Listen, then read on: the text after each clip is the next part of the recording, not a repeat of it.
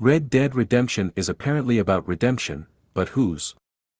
The MindHub system is used to track personality over time, so in this video we will see how the profiles of the principal characters of the game change over many hours of gameplay, and hopefully shed some light on any redeeming qualities we can observe. Let's look at each character in turn. First up, Arthur Morgan. Arthur is the game's protagonist, a high-ranking member of the Van der Linde gang and the player's avatar for the majority of the story. Arthur is a simple man, led by his loyalties. In the first part of the game, one of his primary MindHub drives is boredom, because he engages in almost all of the gang's activities, even when he has doubts about them. In MindHub, boredom is defined as taking part in too many activities or doing things just because there is nothing better to do. Arthur, for the most part, gives his agency to the will of the group and especially to Dutch, the group's leader, going along with any schemes. He is also having primary greed, as he engages in a lot of the activities because of the bounty related to them and shows his love for money. Finally, Arthur also has lust, as he likes to blow off steam.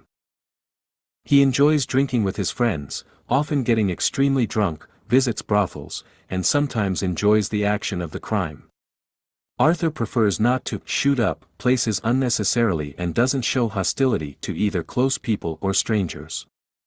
After Arthur understands the lethality of his illness, and that he doesn't have long to live, his profile changes from a quite social and proactive profile to a less social and more internally focused one.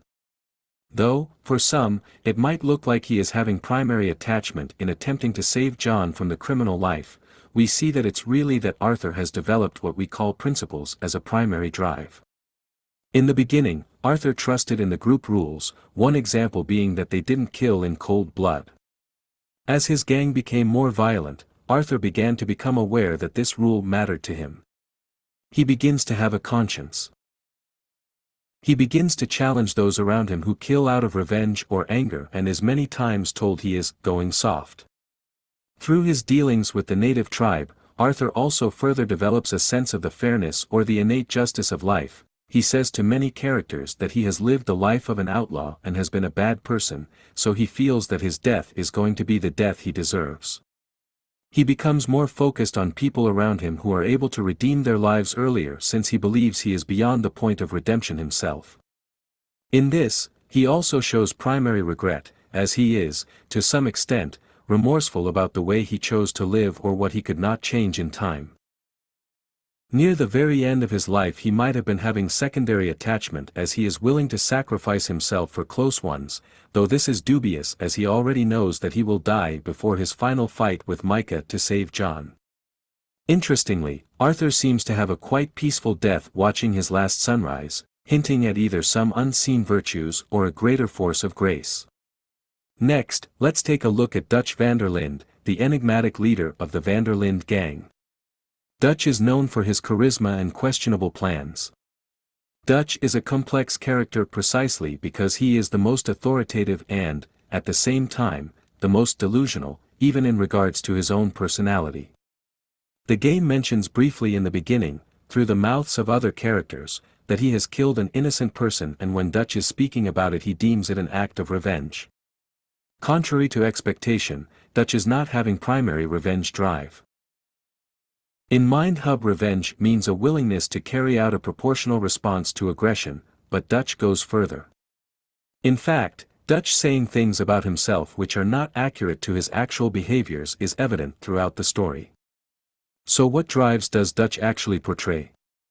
He clearly loves money and he wants more of it. He has primary greed in the MindHub system.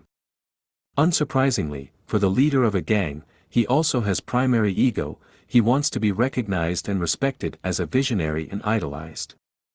However, the most prevalent of his drives is lust, which he has to an extreme degree. Lust in the MindHub system is about enjoying destructive activity, but in the extreme it becomes carelessness and apathy regarding the consequences of one's actions.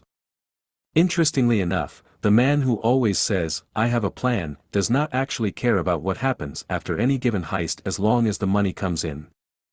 This becomes increasingly obvious to the gang members later in the game. Dutch's character arc is controversial and many players find it complex or baffling. Even the characters in the game are saying that something happened to him that they don't quite understand or like. But, if we see his drives from the beginning, his arc makes sense. His profile is quite fixed and unchanging, but Dutch has such a charismatic presence and way with words that the gang and most players don't see his real personality until the actual results of the group's actions are manifest. The other characters see it clearly only when he deserts them during missions where they might have been injured or killed. Dutch really believes he has revenge, but his disappointments, particularly after the Garma fiasco and Hosea's death, reveal developing resentment drive instead. The gang members comment that he is enjoying hurting people and in a way that is out of proportion to the situation. Dutch is the provocateur, then the executioner, strangling the Italian and the old woman, and killing Cornwall on a social call. When Dutch is confronted about anything related to his character or lifestyle, he doubles down. He speaks like a preacher who worships the idea of the life of the outlaw as a utopian model, and he justifies killing as a necessary protection of this supposed utopia. In truth, he is becoming desperate because he knows he is obsolete and is holding on too long. He may believe in something, but it may be just words. Now for Sadie Adler. She's a fierce woman who joins the gang after a tragic event. Sadie becomes a valuable ally to Arthur. Sadie lives through a lot, but doesn't change much. She has in the beginning the sudden shock of losing everything, her husband and home, and needing to rely on the gang for survival. In the MindHub system, she has primary revenge. She wants to hit back at the O'Driscolls as much as some other gang members do. She also has primary resentment, as she blames others in the camp for her feelings of anger or distress. This is evidenced in her fights with the camp cook, who she threatens routinely. What might not be obvious from the beginning is Sadie's primary ambition. She tells Arthur and others how capable she is of steady work and how much she wants to be able to work alongside the men. She actually is quite capable once they begin to utilize her as a gun.